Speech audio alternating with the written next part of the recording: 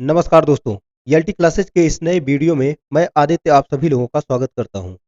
इस वीडियो में 23 जनवरी 2022 के यूपी टेट के पेपर की आंसर की दी गई है। केवल केवल विकल्प बताए जाएंगे आपको कौन सा विकल्प सही है, केवल केवल मैथ के पोर्शन का। ठीक है, तो पहले क्वेश्चन पर चलते हैं। इस क्वेश्चन में 91वां क्वेश्चन है। पहला क्वेश्चन जो मैथ का है, तो 91वां क्वेश्चन है, यदि अवरोही क्रम में रखे गए आंकड़ों के दोनों छोरों से प्रेक्षण हटाए जाते हैं तो केंद्रीय प्रवृत्ति के कौन से मापक प्रभावित होते हैं। इस क्वेश्चन का दूसरा विकल्प सही है, माध्य और बहुलक। इसके बाद अगले क्वेश्चन पर चलते हैं। 5 सेंटीमीटर बाजू वाले एक घन के सभी फलकों पर रंग लगाया जाता है। यदि इसे एक घन सेंटीमीटर वाले घनों में काटा जाता है तो एक घन सेंटीमीटर वाले घनों में केवल एक ही फलक पर रंग होगा। कितने रंग ऐसे फलक होंगे, कितने ऐसे घन होंगे जिन पर एक ही फलक पर रंग होगा। इस क्वेश्चन का पहला ऑप्शन सही है, 54। इसके बाद अगला क्वेश्चन है 93वां।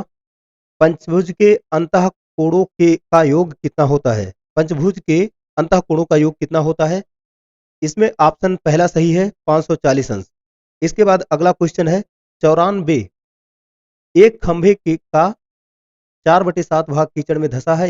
जब धंसे हुए भाग का 1/3 भाग बाहर खींचा जाता है तो पाया गया कि 8 मीटर माप का खंभा अभी भी कीचड़ में है। खंभे की पूरी माप क्या होगी।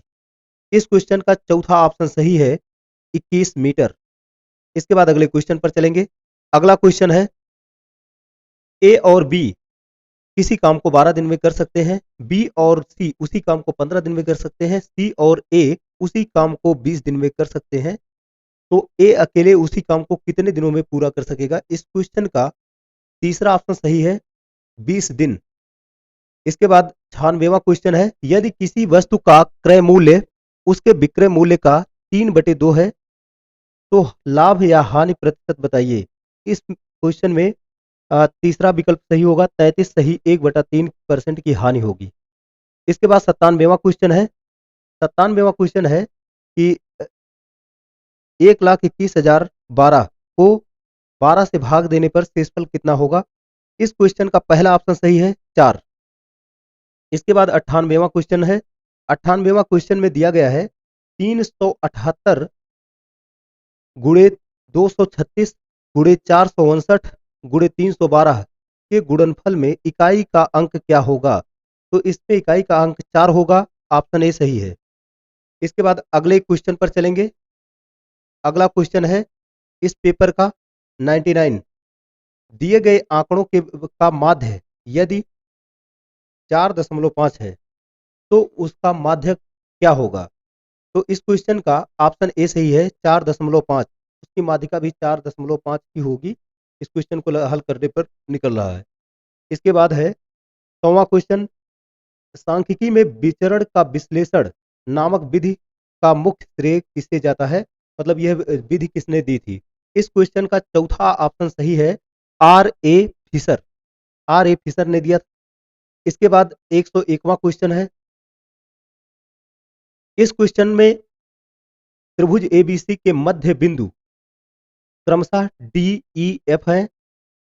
ज्ञात कीजिए कि निम्नलिखित में से कौन सा कथन सत्य है। इसमें पहला ऑप्शन दिया गया है त्रिभुज डीईएफ का क्षेत्रफल 1/4 त्रिभुज एबीसी का क्षेत्रफल के बराबर है। यही ऑप्शन सही है। इसके बाद अगला क्वेश्चन है, यानी 102वां क्वेश्चन। 102वां क्वेश्चन है, यदि किसी दिए गए आंकड़े का समांतर माध्य ए है और ज्यामितीय माध्य जी है और तथा हरात्मक माध्य एच हो तो क्या इसमें से कौन सा विकल्प सही होगा। इस क्वेश्चन का दूसरा विकल्प सही है, ए इज ग्रेटर देन और equal to G is greater than और इक्वल टू एच। इसके बाद अगले क्वेश्चन पर चलेंगे। 103वां क्वेश्चन। इस क्वेश्चन में पूछा गया है, यदि दो संख्याओं का अंतर तथा गुणनफल क्रमशः 5 तथा 36 हो तो उनके व्युत्क्रमों का अंतर क्या होगा। इस क्वेश्चन का चौथा विकल्प सही है, 5/36। इसके बाद अगला क्वेश्चन है 104वां, 20वीं सदी के स्वशिक्षित भारतीय गणितीय प्रतिभावान कौन थे? इस क्वेश्चन का ऑप्शन बी सही है, दूसरा विकल्प सही है। दूसरा विकल्प है श्रीनिवास रामानुजन। इसके बाद 105वें नंबर के क्वेश्चन पर चलेंगे। किसी कमरे की चारों दीवारों का क्षेत्रफल किसी कमरे की चारों दीवारों का क्षेत्रफल 660 मीटर स्क्वायर है तथा लंबाई उसकी चौड़ाई की दोगुनी है। यदि कमरे की ऊंचाई 11 मीटर हो तो उसकी छत का क्षेत्रफल बताओ। तो इस क्वेश्चन का चौथा विकल्प सही है, 200 मीटर स्क्वायर।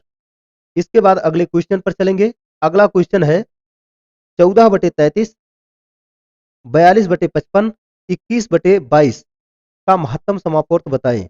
इस क्वेश्चन का चौथा विकल्प सही है, 7/330। इसके बाद अगले क्वेश्चन पर चलेंगे। अगला क्वेश्चन है 107 नंबर का क्वेश्चन, 7 + 2 √10 का वर्गमूल बताइए। इस क्वेश्चन का दूसरा विकल्प सही है, √2 + √5। इसके बाद 108वां क्वेश्चन। 108वें क्वेश्चन में दिया गया है, एक वर्ग और एक समबाहु त्रिभुज की एक भुजा उभयनिष्ठ है। इस त्रिभुज की एक भुजा 4/3 सेंटीमीटर लंबी है, तो इस आकृति का परिमाप क्या होगा? इस क्वेश्चन का चौथा विकल्प सही है, 6 सही 2/3 सेंटीमीटर। इसके बाद 109वां क्वेश्चन है, निम्नलिखित में से कौन सी संख्या 99 से विभाजित होती है? इस क्वेश्चन का चौथा विकल्प सही है, 1,14,345। 1,14,345। इसके बाद अगला क्वेश्चन है 110वां, परिमेय पाई क्या है? फिर ऑप्शन में दिया गया है पूर्णांक, अभाज्य संख्या, अपरिमेय संख्या और परिमेय संख्या। इस क्वेश्चन का तीसरा विकल्प सही है, अपरिमेय संख्या, क्योंकि पाई एक अपरिमेय संख्या है। इसके बाद 111वें क्वेश्चन पर चलेंगे। 111वां क्वेश्चन है,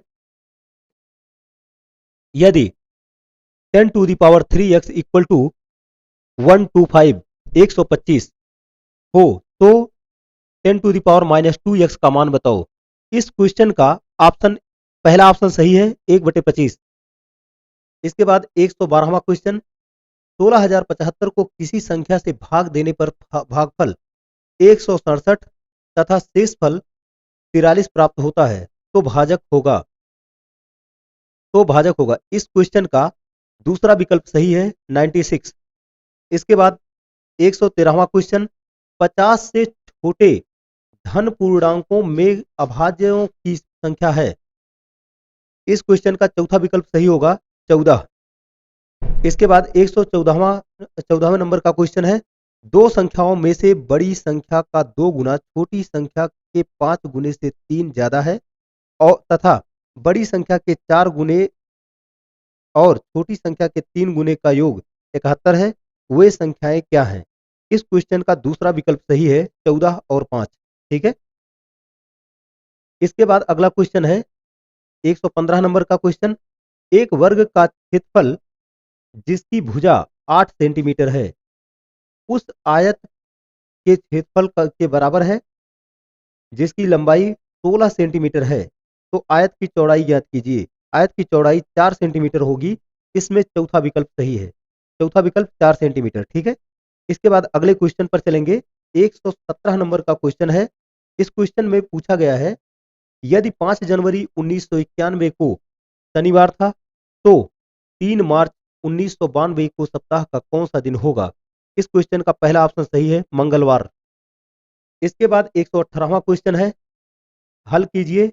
1/3 to the power -3 minus 1/4 whole to the power -2, उसके बाद whole divide by 1/4 to the power -3।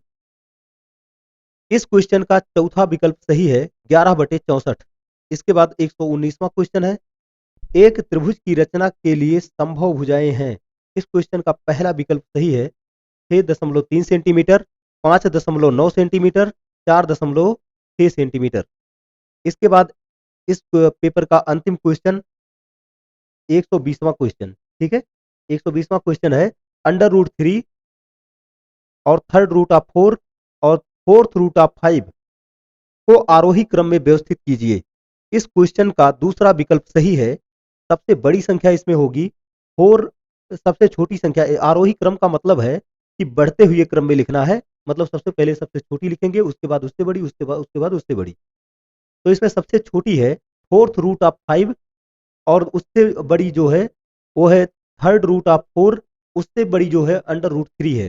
तो इसका दूसरा विकल्प सही होगा। इसी के साथ यह वीडियो समाप्त होता है दोस्तों। Thank you.